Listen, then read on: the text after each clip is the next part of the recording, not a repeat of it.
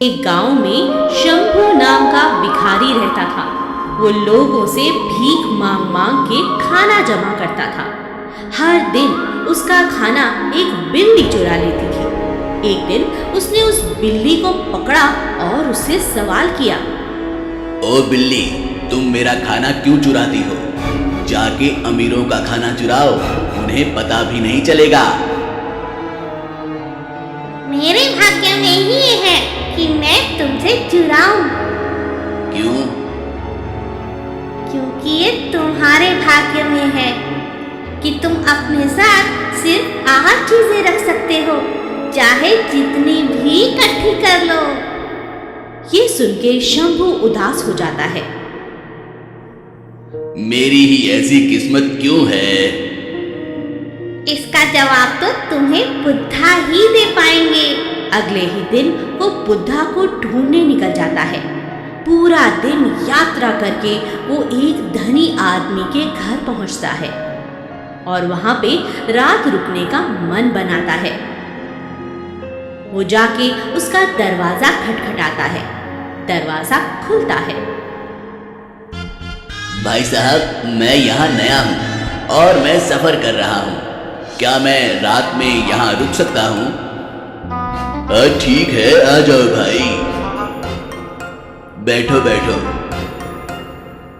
तभी वहां से उस आदमी की बीवी पानी लेकर आती है। ये लीजिए भाई, पानी पीजिए। कहाँ जा रहे हो वैसे आप यात्रा पे? मैं बुद्धा की खोज में जा रहा हूँ। मुझे उनसे कुछ सवाल करने हैं। अच्छा, क्या आप हमारा भी एक सवाल उनसे पूछ लेंगे? जी बिल्कुल, बोलिए। हमारी 19 साल की बेटी है, वो बोल नहीं पाती। क्या आप बुद्धा से पूछेंगे कि वो कब बोल पाएगी? जी मैं बिल्कुल पूछ लूंगा। अगले ही दिन सुबह शंभू यात्रा पे फिर से निकल जाता है। धन्यवाद भाई साहब, मैं आपका सवाल बुद्धा से जरूर पूछूंगा। शंभू फिर से चलना शुरू कर देता है और रास्ते में उसे बहुत सारे पहाड़ मिलते हैं, जिनके बीच में से वो जाता है। हे भगवान, इन पहाड़ों पे चल चल के तो मैं थक गया।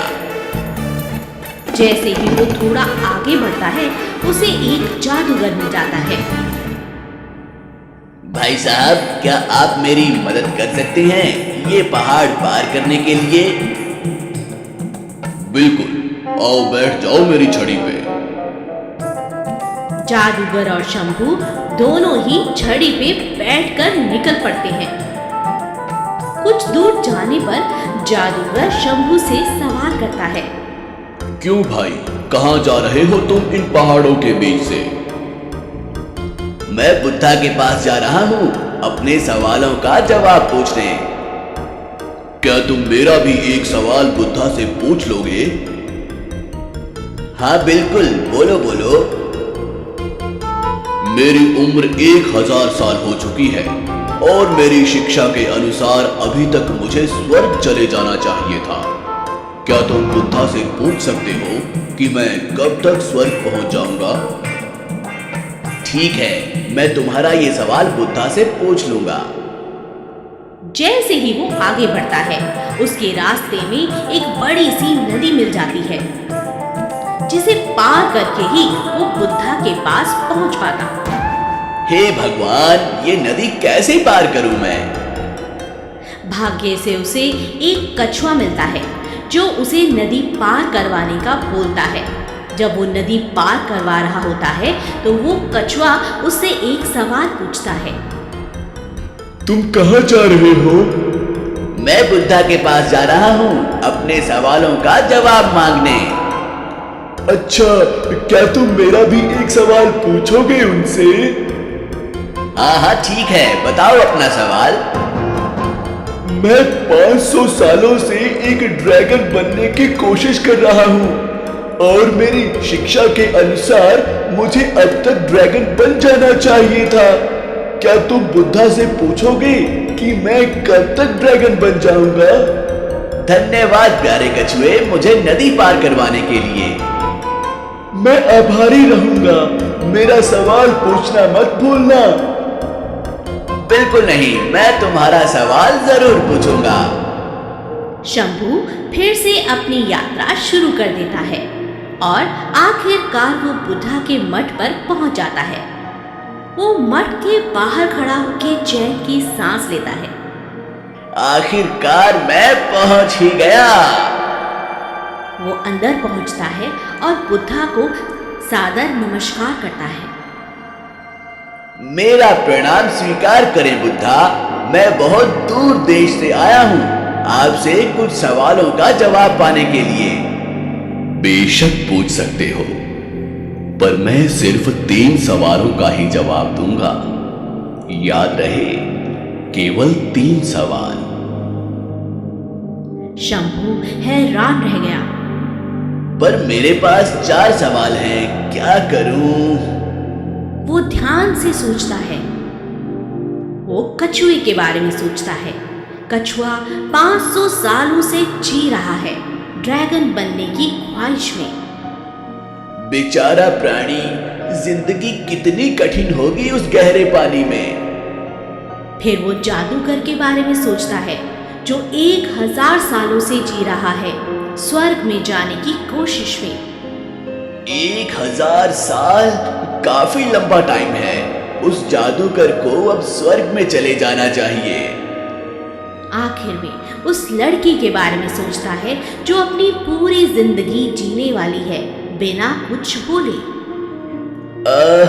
पूरा जीवन बिना कुछ बोले, ये तो क्रूरता है। फिर वो अपने बारे में सोचता है। मैं बस एक बेघर भिखारी हूँ। मैं घर जाके फिर से भीख मांग सकता हूँ। कुछ नहीं बदलेगा, पर उन सब का जीवन बदल सकता है अगर उन्हें उनका जवाब मिले तो। जैसे ही उसने दूसरों के बारे में सोचा, उसे अपनी समस्या छोटी लगने लगी। उसे बुरा महसूस हुआ उस कछुए, जादूगर और उस लड़की के लिए। इसीलिए उसने उन तीनों का सवाल पूछने का सोचा।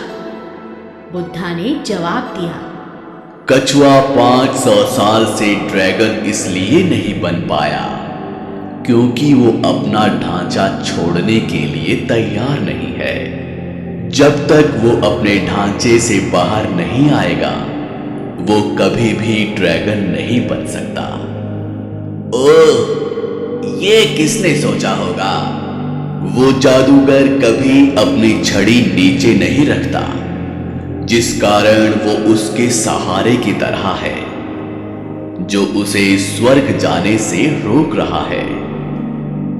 ओह, मैं जरूर उन्हें बताऊंगा। और उस लड़की का क्या? वो लड़की जरूर बोल पाएगी जब वो अपने हम सफर से मिलेगी। ओ महान बुद्धा, आपका बहुत बहुत धन्यवाद। बुद्धा शंभू की ओर देखकर मुस्कुराते हैं। शंभू ने बुद्धा को प्रणाम किया और वो अपने घर की ओर निकल पड़ा। रास्ते में उसे वो कछुआ फिर से मिला। क्या तुमने पूछा?